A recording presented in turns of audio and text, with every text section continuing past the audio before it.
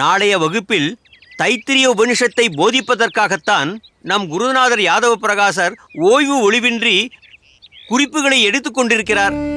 இப்போது ராமானுஜனிடம் நாளை நீதான் முன்னுரை எடுக்க இருக்கிறாய்.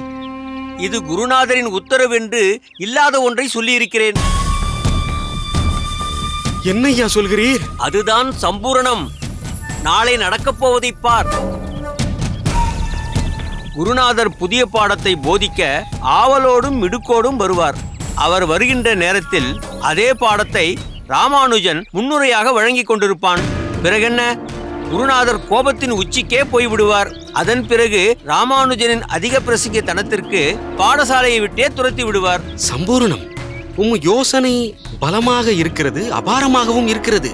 ஆனால் இந்த விஷயத்தில் குருநாதர் கோபப்படுவார் தானே? கைலாசம், இன்னொருவருடைய தர்க்கத்தில் ராமானுஜன் தலையிட்டால் யாதவ பிரகாசர் ஒன்றும் பெரிதாக எடுத்துக்கொள்ள மாட்டார். ஆனால் தன் பிரதான விஷயத்தில் ஒருவன் மூக்கை நுழைக்கிறான் என்றால் நிச்சயம் பொறுத்து கொள்ள மாட்டார். இதை நான் நன்கு உணர்ந்திருக்கிறேன். குருநாதர் பிரயத்தனப்பட்டு போதிக்க வரும் உபனிஷத்தை ராமானுஜன் அவர் அனுமதியின்றி போதித்துக் கொண்டிருந்தால் பொறுப்பாரா நம் குருநாதர்? சம்பூர்ணம், உம் யோசனை மிகவும் அற்புதம், அபாரம். உம்மை சாதாரணமாகத்தான் நினைத்துக் கொண்டிருந்தேன். மிகவும் அற்புதமாக யோசித்துக் கொண்டிருக்கிறீர். குறுக்கு வழியில் திட்டம் தீட்டுவதில் நான் தான் ஆசான் என்று மிகவும் மார்தட்டி கொண்டிருந்தேன். ஆனால் இந்த விஷயத்தில் மாணவர்களுக்கு மட்டுமல்ல, எனக்கும் நீர்தான் ஆசான். சரி, அது இருக்கட்டும். அதெப்படி சட்டென்று மற்றவர்களை கவிழ்க்கும் புத்தி உமக்கு ஏற்பட்டது? எல்லாம் உன்னுடன் சேர்ந்துதான். பூவோடு சேர்ந்த நாரும் மணக்கிறது. மணக்கட்டும் மணக்கட்டும். இது எப்பேற்பட்ட நிலையை உமக்கு வழங்கப் போகிறது என்று பாரும். குருநாதரே உம்மை அழைத்து பாடசாலையில் மிக பெரிய பதவி ஒன்று தரப்போகிறார் பாரும். அட, எனக்கு தலைமை பதவியெல்லாம் வேண்டாம். இப்போது பாடசாலையில் இருக்கும் பதவி நீடித்தாலே போதும். அந்த ராமானுஜன் இங்கேயே இருந்தால் என் பதவிக்கே பங்கம் வந்துவிடும். நான் வேறு 3 பெண்களுக்கு தகப்பன். எனக்கு வருமானம் தவறாமல் வர வேண்டும் என்றால் நான் இப்பாடசாலையில் இருக்க வேண்டியது மிகவும் அவசியம். சரியாக சொன்னேன். உமக்கு வருமானம் சரியாக வந்தால் தானே எமக்கு வட்டி வருமானம் சரியாக வரும். அப்படி இப்படி உன் வட்டி தொகைக்கு வந்து நின்று விட்டாயே. இதை ஒரு பேச்சிற்குத்தான் சொன்னேன். மற்றபடி ராமானுஜன் நாளை குருநாதரிடம் படப்போகும் அவஸ்தையைக் காண நானும் ஆவலாக இருக்கிறேன். காத்திரு காத்திரு, பொழுது புலரும் வரை காத்திரு. நாளையோடு ராமானுஜன் என்ற இடைஞ்சல் தொலைந்தான் என்று எண்ணிக்கொள்.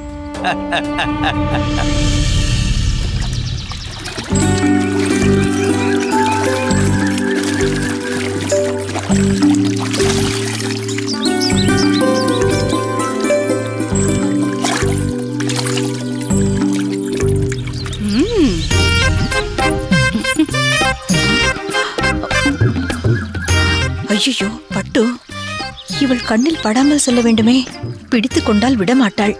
தேவையில்லாமல் பாட்டியை பற்றி ஏதாவது அவதூறு கூறுவாள். சிச்சோ பெருமாளே.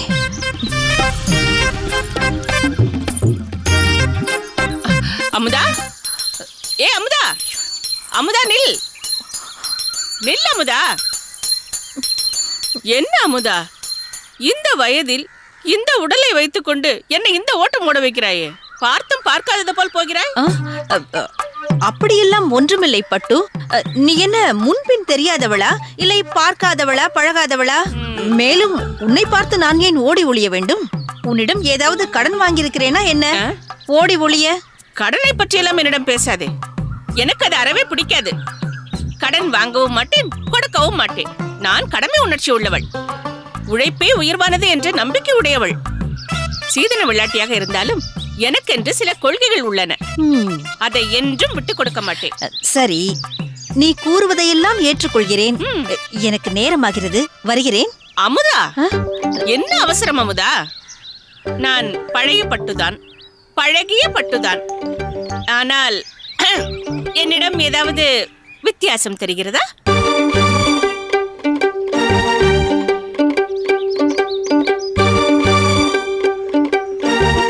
எனக்கொன்றும் தெரியவில்லையே. தெரியவில்லையா? புது புடவை கட்டியிருக்கிறேன். பார்த்தால் தெரியவில்லை? ஓ, புது புடவையா இது? புதிதேதான். உனக்கு விளையாட்டு புத்தி அதிகம். ரொக்கமாக கொடுத்து வாங்கி இருக்கிறேன். எப்படி இருக்கிறது? யார் யாருக்கு எது பொருந்தும் என்று இருக்கிறது. விளக்க மாற்றிற்கு பட்டு குஞ்சலம். இந்த பழமொழியை நீ கேட்டிருக்கிறாயா? பழமொழியை பற்றி என்னிடமே சொல்கிறாயா? இருந்தாலும் உனக்கு வாய்க்கொழுப்பு அதிகம் தான் அமுதா. இரு இரு, இதை வேறெங்கோ பார்த்தாற் போல் இருக்கிறதே. இதை வேற எங்கேயும் நீ பார்த்திருக்க முடியாதே. ஆ, நினைவுக்கு வந்து விட்டது. இதற்கு முன்னால் அந்த புடவைக்காரரிடம் இந்த புடவையை பார்த்திருக்கிறேன். அவனுக்கும் இந்த புடவைக்கும் ஸ்நான பிராப்தி கூட கிடையாது. அவன் கேடு கெட்டவன். ஆ, உன் அகத்துக்காரன் பாழாய் போனவன், புடவைக்காரன் கேடு கெட்டவனா? ஆ, எல்லோருக்கும் நன்றாகத்தான் பேரை சூட்டுகிறாய். அந்த கேடு கெட்டவன் வைத்திருக்கும் புடவை பாதிக்கு மேல் நைந்ததும் தொய்ந்ததுமாக இருக்கும். தண்ணீரில் நினைத்து விட்டால் சாயம் போய்விடும். இது சேலத்திலிருந்து பிரத்யேகமாக நெய்து வரப்பட்ட புடவை. சந்தேகம் இருந்தால் நீயே தொட்டு பாரேன். அதிலிருந்தே உனக்கு வித்தியாசம் தெரியும். அச்சச்சோ, புது புடவை ஈரமாகிவிட்டதே. இப்போது அதனால் என்ன? காற்றடித்தால் காய்ந்து விட போகிறது. உனக்கு பொறாமை. சாயம் போகிறதா என்று பரீட்சித்து பார்க்கிறாய். அப்படி பொறாமைப்படும்படி இந்த புடவையில் எதுவுமே இல்லை. நான் பட்டுப்புடவை கட்டி பழகியவள். இதை பார்த்து நான் ஏன் பொறாமைப்பட போகிறேன்? ஆமாம், யானை வரும் பின்னே மணி ஓசை வரும் முன்னே என்பது போல உன் கூடவே ஒரு குட்டி யானை வருமே. இப்பொழுது எங்கே காணவில்லை? பட்டு, உன்னிடம் மல்லுக்கு நிற்கவோ வெட்டி அரட்டை அடிப்பதற்கோ எனக்கு இப்போது அவகாசம் இல்லை.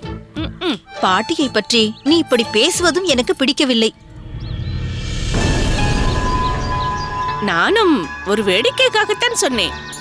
பாட்டியும் இருந்திருந்தால் அவர்களிடமும் இந்த புடவையை காண்பித்திருப்பேன். என்ன இருந்தாலும் வயதானவர். அவர் என்ன சொன்னாலும் சரியாக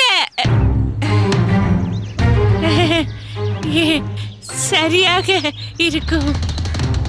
ஆமாம், ஆனால் பாட்டி பாவம், 2 நாட்களாக உடல் நலம் சரியில்லாமல் இருக்கிறாள்.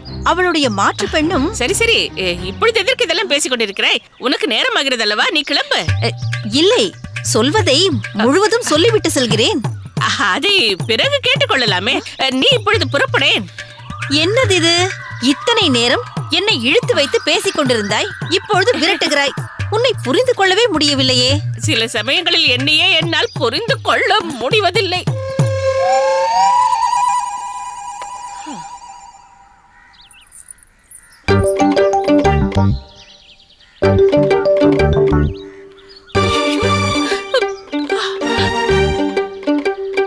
கேடு கெட்டவன் இந்த பக்கமாகவே வருகிறானே.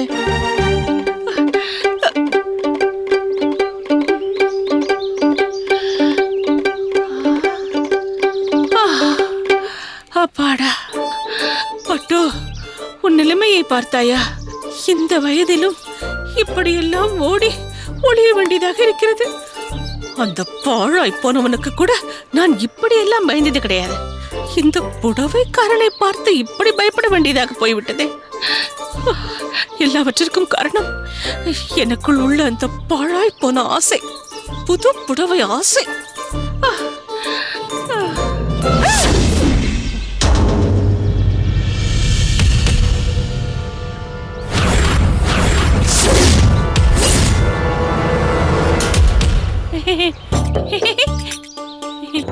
புடவைக்காரரே, உன்னைத்தான் தேடிக்கொண்டிருந்தேன். தெரியும், அதுதான் உன் முன் வந்து விட்டேனே. இன்னும் எத்தனை நேரம் தான் இப்படியே சிரித்துக் கொண்டிருக்க போகின்றாய்? என்ன, ஓடி ஒளிந்து என்னை ஏமாற்றலாம் என்ற நினைப்பா? உன்னை போல எத்தனை பேரை நான் பார்த்திருப்பேன். இல்லை இல்லை, அப்படியெல்லாம் ஒன்றுமில்லை. உன்னை ஏமாற்ற வேண்டும் என்ற எண்ணம் எனக்கு அறவே இல்லை. புடவை நன்றாக இருக்கின்றதே. புது புடவையா? எங்கு வாங்கியது? எப்பொழுது வாங்கியது? யாரிடம் வாங்கியது? புடவை வாங்கினால் மட்டும் போதாது, அதை உடுத்தி அழகு பார்த்தால் மட்டும் போதாது, அதற்குண்டான பணத்தையும் எடுத்து வைக்க வேண்டும். நீ சொல்வதும் சரிதான். நானும் சிலருக்கெல்லாம் கடன் கொடுத்திருக்கிறேனா, அதையெல்லாம் வசூலித்தாக வேண்டும். கோமணத்திற்கே வழியை காணும், கோபுரத்தை பிடிக்க புறப்பட்டானா, அந்த கதையாக இருக்கிறது. உன்னிடமே பணம் இல்லை, நீ மற்றவர்களுக்கு கடன் கொடுத்திருக்கின்றாயா? இதை நான் நம்ப வேண்டுமா? நான் சொல்வதை சற்று காது கொடுத்து கேளேன். உன்னிடம் காதை கொடுத்தால் ஒரு முழ பூவை காதில் சுற்றி விடுவாய். நீ சொன்னதும் போதும், நான் கேட்டதும் போதும். இன்னும் 2 நாட்கள் உனக்கு அவகாசம் தருகின்றேன். இதுதான் உனக்கு கடைசி. அதற்குள் நீ கடனை திருப்பி தராவிட்டால் நேரே சோமயாஜி சுவாமி அகத்திற்கு வருவேன். நடந்ததை அவரிடம் சொல்லி எல்லோர் முன்னிலையிலும் உன்னை அசிங்கப்படுத்துவேன், அவமானப்படுத்துவேன். யாரிடமிருந்து பணம் பெற வேண்டுமோ அவரிடமிருந்து பணம் பெற்றுக்கொண்டு நேரே சென்று கொண்டே இருப்பேன்.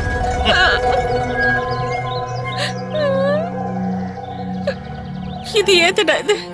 கிணறு வெட்ட பூதம் கிளம்பிய கதையை போல் நான் ஏதோ ஆசைப்பட்டு கடனிற்கு புடவை வாங்க போக அது பெரிய மான பிரச்சனையாக மாறிவிடும் போல இருக்கிறதே. அந்த அகத்திற்கு இவன் வந்து விட்டால் ரசாபாசமாக ஆகிவிடுமே. கொஞ்சம் கூட கருணை இல்லாத கேடுகட்டவனாக இருக்கிறானே இவன்.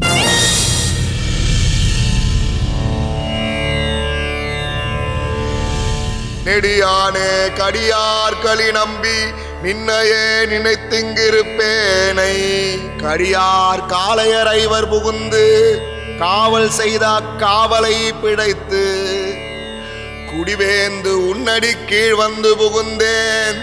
கூரைச்சோறு இவை தந்தன கருளி, கூரைச்சோறு இவை தந்தன. சுவாமி, ஆசுரங்களை தாங்கள் சேவிக்கும் அழகே தனியாக இருக்குமே. அந்த கம்பீர துவனி இப்போது எங்கே போய்விட்டது? அடியேனின் வசத்தில் இல்லாததால் குரலின் துவனியும் அடியேனின் வசத்தில் இல்லை போல் இருக்கிறது. தாங்கள் என்ன சொல்கிறீர்கள் சுவாமி?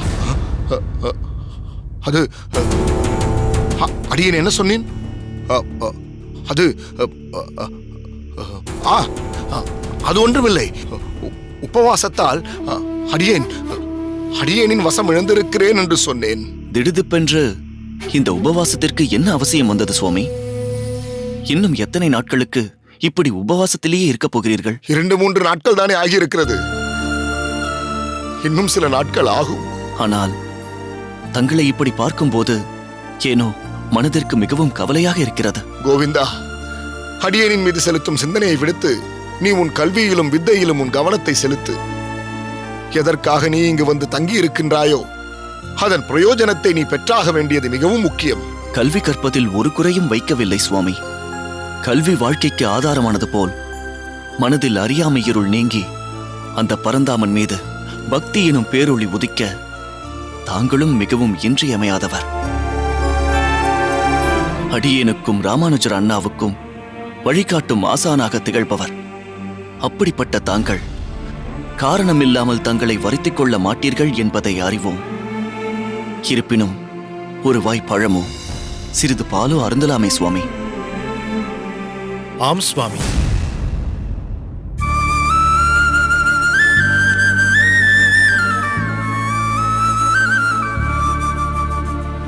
வந்தனம் சுவாமி. வா ராமானுஜா, உட்கார்.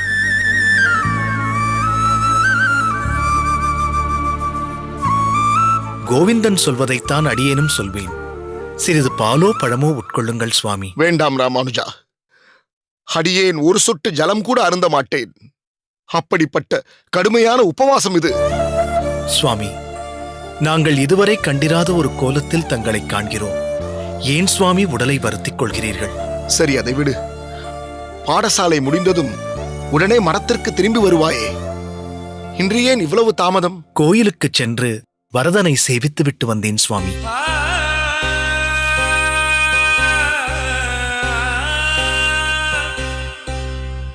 அதனால்தான் தாமதமாகிவிட்டது. கோயிலுக்கு சென்றாயா?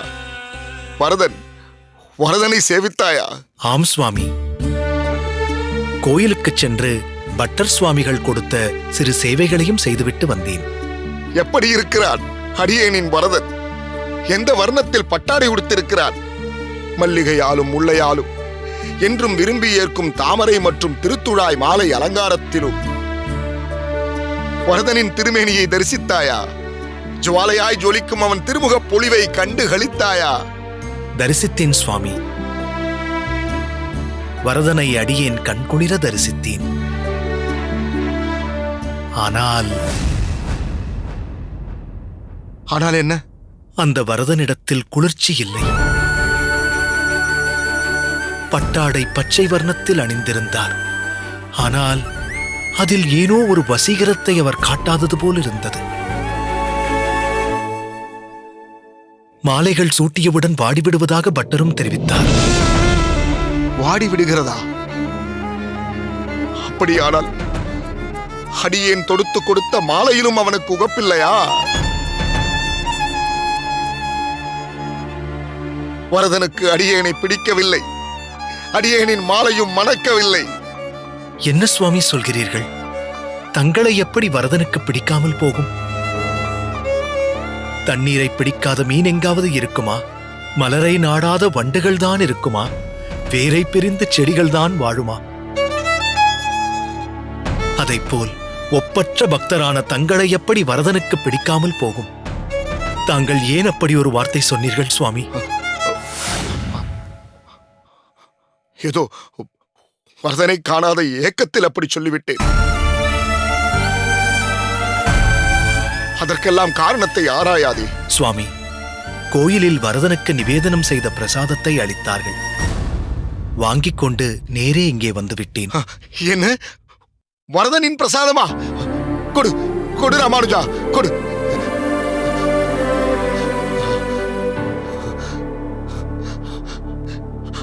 ஆஹா, வரதனின் பிரசாதம், அடியேனின் வரதன் ஸ்வீகரித்த பிரசாதம், அவன் உகந்து முகந்து கண்டருளிய பிரசாதம்.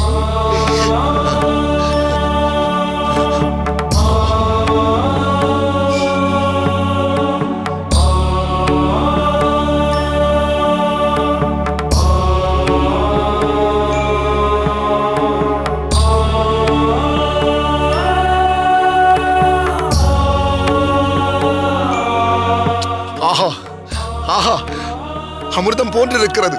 இந்தா, இருவரும் ஸ்வீகரியுங்கள். சுவாமி, தாங்கள் உபவாசம் என்று சொன்னீர்களே,